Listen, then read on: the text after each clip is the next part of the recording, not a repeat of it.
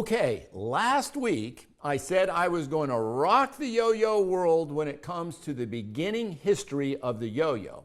And let me start by saying that we got the ancient history of the yo-yo wrong from the beginning. And I'm as much to blame as anyone. If you have a copy of my book, Lucky's Collector's Guide to 20th Century Yo-Yo's History and Values, you will note that the history I give in my website at DocLucky'sYoYoTalk.com differs from the book. And that is because I know more about the early history of the yo-yo than I did 20 years ago when I wrote the book. The exact origin of the yo-yo will, in all probability, never be known. But I now realize many of the historical pieces that I thought were depicting yo-yos weren't. One of my favorite quotes from the Immune is, "Conventional wisdom is the worst wisdom of all." And the yo-yo community, unfortunately, has been using conventional wisdom for decades, repeating fabrications because they create an engaging storyline that we would all like to believe. Unfortunately, these oft-repeated origin stories are creative but not factual. Many countries have claimed the invention of the yo-yo, but the documented evidence is lacking. Some historians argue multiple site origin, but currently the most accepted theory, at least in my mind, is that the toy originated in Asia around 1000 BC. And although there are no records of the yo-yo in Asia during this period, the presence of the Diablo can be documented. The Diablo, I think we all know, is sometimes called the Chinese yo-yo. It's very similar to the yo-yo, and actually offspring is kind of like a Diablo. And I believe that the yo-yo evolved from the Diablo or vice versa. And a few years ago, a Japanese vase depicting skeletons playing both the yo-yo and the Diablo was discovered. Now, if you've been to my house in the last few years and seen my collection, I'm sure you have seen this vase because it's now the centerpiece of my collection. This Amari Japanese vase may be dated as old as the mid-17th century, and it may be the earliest known piece of artwork depicting a yo-yo. Right now, everybody is going, "What?" But I will come back to that later and explain, so keep watching. So just to show you the difficulties with histories and how history can change, I want to give you a little backstory on this yo-yo vase because I think it's very important in the history of the yo-yo, and it's important showing how history of that vase has changed multiple times. But I think I've got it correct now. So several years ago, I saw this vase advertised on eBay. It was listed as Chinese vase, broken but repaired, 150 years old, skeletons playing yo-yos. So when I looked at the images of the vase on eBay, I noticed that one of the skeletons was using it as a yo-yo. The other ones were clearly using the object as Diablos or the Chinese yo-yo. And since I had proposed years ago to the yo-yo community that the yo-yo had derived from the Diablo or vice versa, maybe 1,000 years ago, I thought, wow, this is an illustrated example historically showing this possible theory of mine, although 150 years ago was not that long ago considering the long history of the yo-yo. But it supported this Diablo yo-yo connection, and I thought it would be worthwhile to have the piece in my collection. So I asked my wife if this could be my Christmas present for the year. And it was an $800 buy it now, and her being a wonderful woman she is, she agreed, and I got this big nice vase for Christmas. Well, when I turned the vase upside down and looked at the bottom, I noticed there were Chinese letters on the bottom. So I thought, well, I should show this to my sister-in-law, who's from mainland China, and see if she could interpret to find out a little bit more about the vase. Well, when she looked at the letters, she said, "These aren't Chinese characters. These are Japanese characters." So I thought, wow, maybe the history they gave on eBay is wrong. Clearly, they got the country wrong. Maybe they got the age wrong too. So anyway, she sent the writings to a friend who was Japanese and was a director of a museum of Asian antiquities. And she says, "I can't tell you how old the vase is, but I can tell you what dynasty it came from." Whoa! Dynasty! She reported that it was between 500 and 1100 years old. Now, wow, what a game changer that is. How lucky I was to have an expert look at this and give me some history. So fast forward several years to a show called Extreme Collectors. They had given me a call and asked if I had anything new in my collection, and I said, yes, I do have this vase that's between 500 and 1100 years old, and it may be the first piece of art to depict a yo-yo being played. And they said, we'll get back to you. And then the next day they call and said, the host of this show just happens to be an expert in Asian antiquities. So we showed the pictures to him, and he wants to come and talk about your collection and, of course, the vase. So on Extreme Collectors, the expert comes on and says exactly the same things I told them that I was told about the vase, and it is 500 to 1100 years old. It's Japanese. It was probably a funeral urn or of an emperor or somebody really high up, and there's a lot of gold leaf, et cetera, et cetera, et cetera. He then tells me it was valuable enough that a museum repaired it 150 years ago, and I asked him how he knew this fact. And he said it had to do with the materials, the staples that they used to repair these vases. They take each little piece, they hand drill a hole, and then they put a staple in after they've cooled it down, and then when it gets back to the normal temperature, it expands, and that's what holds these pieces in place. So big vases like this were commonly broken because they came over in sailing ships. So apparently during certain time periods, the museums used different metals in their staples, so people that deal in antiquities can look at the staples that were used and tell about when the item was repaired. So he knew this was repaired 150 years ago. And then he asked me how much I paid for it, and I said, well, we paid $800. And then he asked me, do you want to know what it's worth? And I said, yeah, of course. I figured, well, it's obviously worth more than $800, maybe $2,000 or $3,000. So in my mind, I was working on a, wow, I better give him a wow reaction when he tells me it's worth a couple thousand and pretend to look really surprised. And then he said, it's worth $80,000. Well, I didn't have to fake any reaction. Matter of fact, I almost got bleeped out because of my reaction, but I caught myself just in the last second. So after the camera lights went off, I asked him, I said, is that a serious value, or are we just making up that as a BS to get a reaction on the show? And he looked me right in the eye and he said, I can go out and sell this vase tomorrow for $80,000. And then he says, and that's not even considering the fact that this historically may be the earliest piece of art depicting a yo-yo. He says, this is museum quality stuff, and he says, you never know what that's going to be worth. So I was feeling pretty good about it all, and I told this story to a lot of folks, and of course, that episode appeared on national television. I think it was on the National Geographic Channel. So fast forward another couple of years, my brother, who is a world traveler and has been everywhere you can possibly imagine, has an amazing amount of esoteric knowledge stored up about foreign countries and cultures and stuff like that. He's visiting me over Christmas, and he's looking at the vase and the characters on it and says, I think this is an Amari vase. And I don't know how he pulled that out of his butt, but he did. So we started looking up on the internet, and sure enough, based on the artwork and the patterns and the lettering, it looks like it's an Amari vase. So the big issue I had to wrap my head around is that the Amari vases were produced in about the mid-1700s, early, but not 500 to 1100 years ago, and therein lies the problem with deciphering the early history on anything. I had two supposedly experts tell me something completely wrong.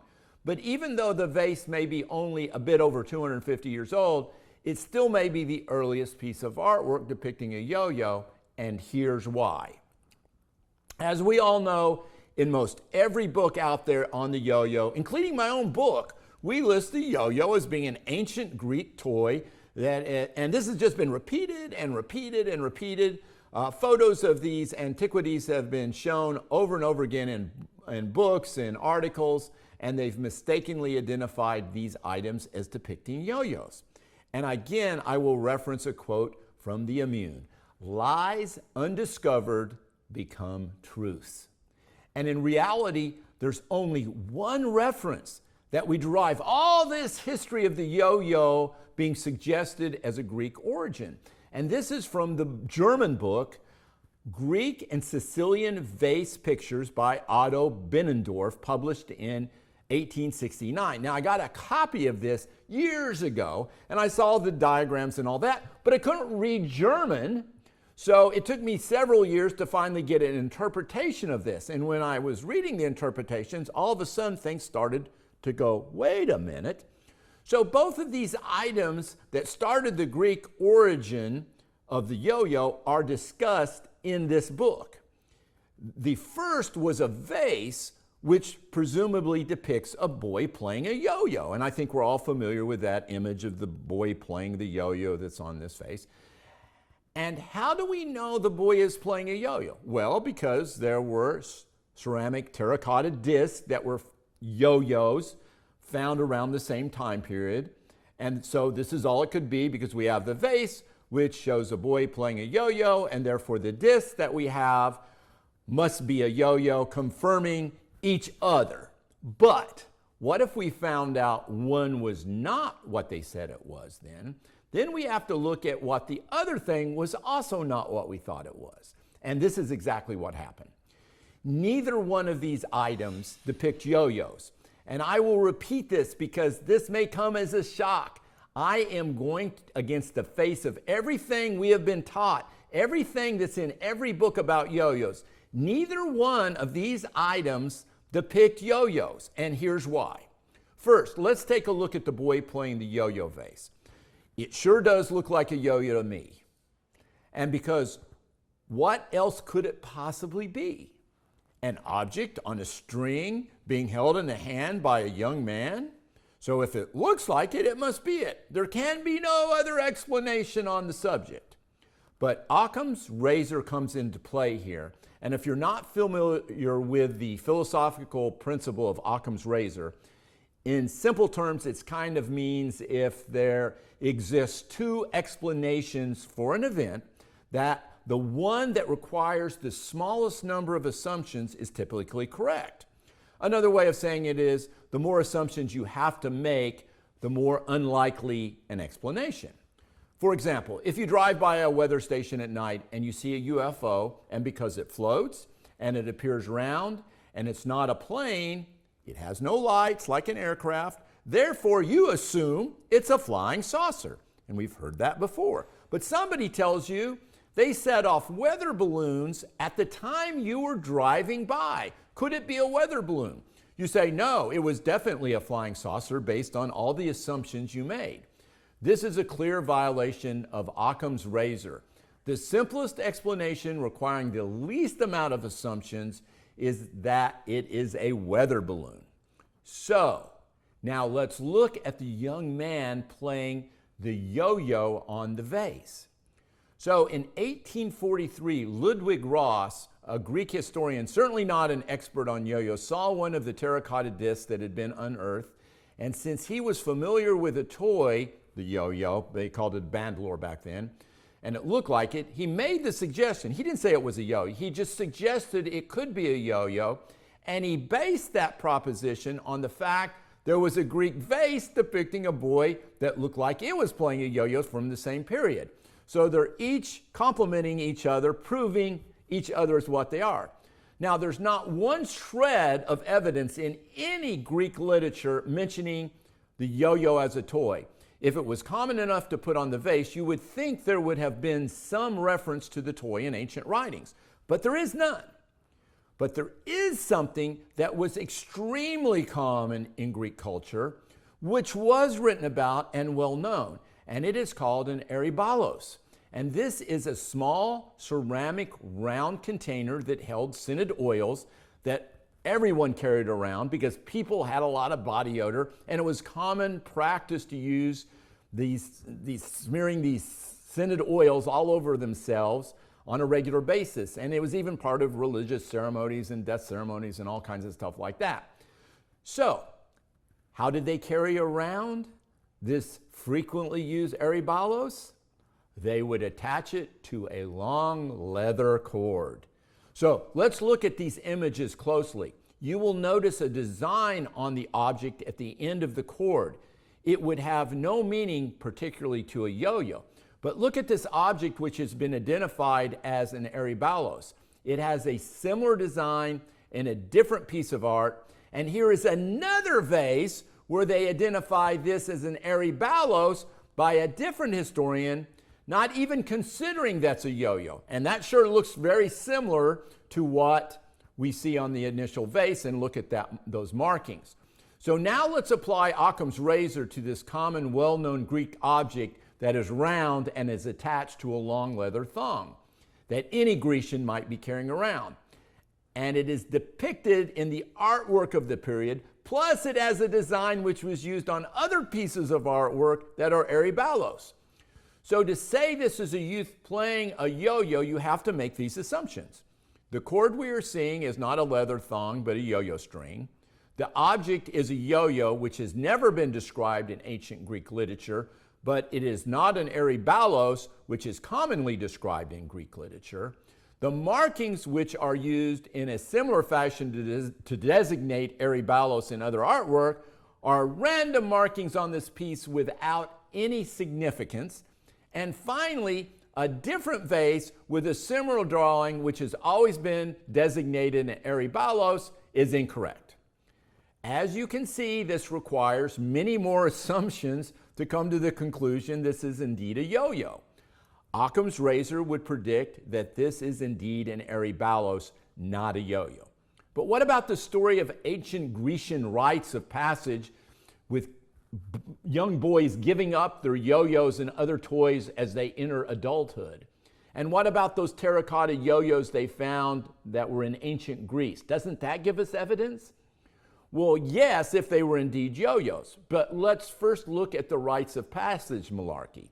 There is no ancient Greek writing suggesting that youth gave up their yo-yos in rites of passage. The only documentation of this theory is from the 20th century, more than 2,500 years later, and it's based solely on the finding of these two ornate terracotta discs that people thought might be yo-yos based on the graphics on the vase that we now know is not a yo-yo.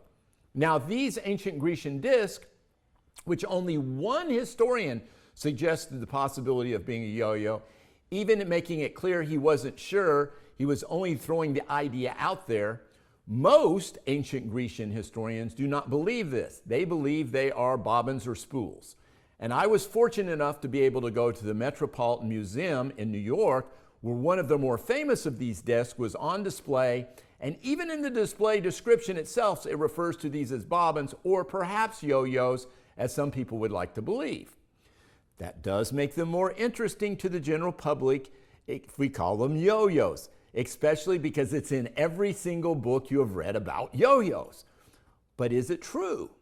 So let's look at this presumed yo-yo closely.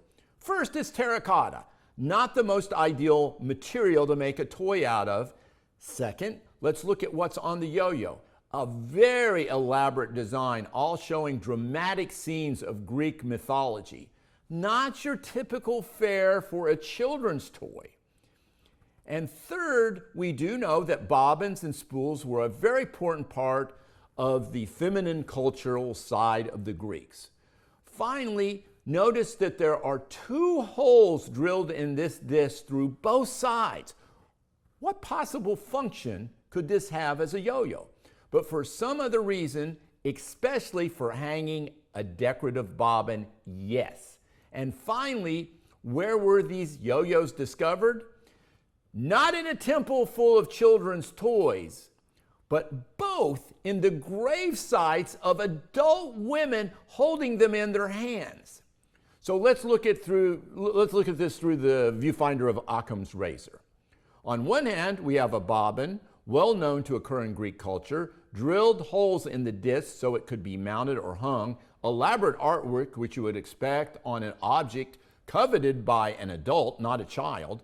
The themes of the artwork were adult themes, not those of children. And finally, the object was found in an adult woman's grave.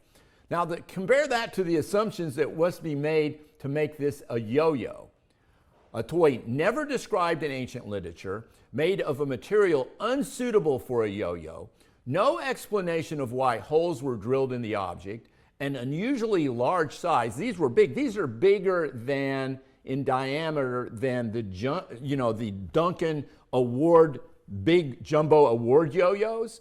And the gap is large too, much too large for a yo-yo. And the object was not buried with children or in temples where children were going through rites of passage, but they were in the hands of dead adult women. And the supposition is that a story created in the 20th century ties all these assumptions together into making this a yo-yo rather than a bobbin. This, folks, is a bobbin. It is not a yo-yo. As much as we would like to make it a yo-yo, and that vase image, as much as we would like to make that a boy playing a yo-yo, this is not a yo-yo, it is an arabalos. So now you know the true story of what the yo-yo ancient history is not. You can choose to continue to tell the story of the ancient Grecian yo-yos, but I would prefer everybody in the yo-yo community that cares about the truth on history to tell everybody what these things really are. So what do we know about the early history of the yo-yo? Linguistics experts have determined the word yo-yo, which has been used in the Philippines for hundreds of years to describe the toy, is also etymologically, and I'll say that again, etymologically Oriental in origin. All the evidence I mentioned suggests an Asian origin of the toy. Regardless of the actual provenance, the yo-yo is undoubtedly an ancient toy that has survived the centuries, and we will probably never know the true origin of the yo-yo. Right now, I believe this Japanese vase that I have in my collection is the earliest documented piece of artwork that depicts a yo-yo. I also believe that the yo was probably invented centuries before the vase was created, and what I'm sure of is the yo-yo was not an ancient Greek toy, and the history we used to believe we know is an illusion. So, I know everybody feels like they just sat through Doc Lucky's classroom on yo-yo history, and everybody knows at the end of class there is a test, but with a test, this test, there is going to be a grand prize, which you have already seen. So I am going to jump right into that pop quiz final round for our grand prize. Good luck to everyone, including the Nickinator.